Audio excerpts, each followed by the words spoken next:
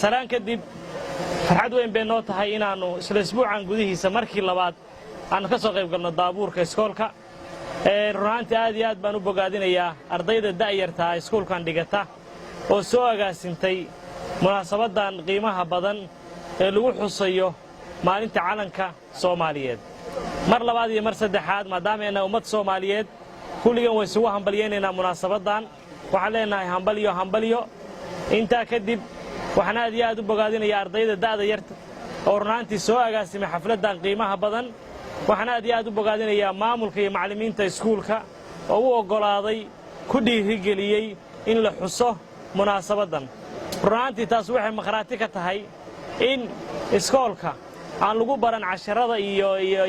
silibiskii kaliya oo la raacay dawladdu dhigtay mooyee in dadkii la barayo muwaadinimada in dadkii la barayo wanaaga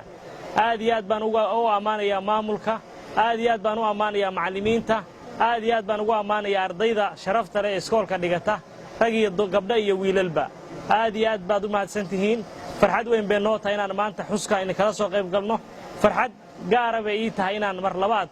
maalintii labaad isbuucan dhexdiisa aan iskoolka soo booqanno runaantii waxaan rajaynayaa in marar badan aynu isu nimaadno hal maaseej oo yar haddaan halkan dhex gashto waxaan rajaynayaa kulligeen maadaama aynu muwaadinimo xuseenno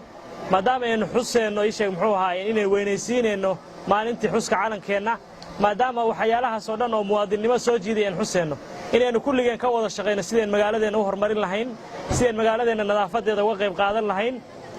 sidii magaaladeenna amnigeeda aan uga shaqayn lahayn sidii magaaladeenna bilicdeeda aan u soo bandhigi lahayn sidii magaaladeenna waxyaalaha ku fiican tahay maadaama dadku hadda social media la wada isticmaalo aan u soo bandhigi lahayn taasna waxa weeye waa message kale oo fariin kale inaynu muwaadinimadu afkayna kaga soo harto aan ka xusno kaliya mar rabna wax rabna iyadoo ficilana inaynu dadka sida hadda noo tusteen inay magaalada aad ku dhalateen oo wax ku barateen oo haddana wax ku baranaysaan oo aad rabtaan inaad iskuulka ku dhammaysaan in iyadana aad xaqeeda siisaan aad iyo aad baad u mahadsantihiin waa ku faraxsanahay wajiyadan quruxda badan ee ka muuqato dadaalku ee ka muuqato isha Ilaahay wanbeerka waayeen isha firfircoonidu inaan soo hor istaago aad iyo aad baan ugu faraxsanahay aad iyo aad baad u mahadsantihiin wassalaamu calaykum waraxmatullaahi tacaala wabarakaatuh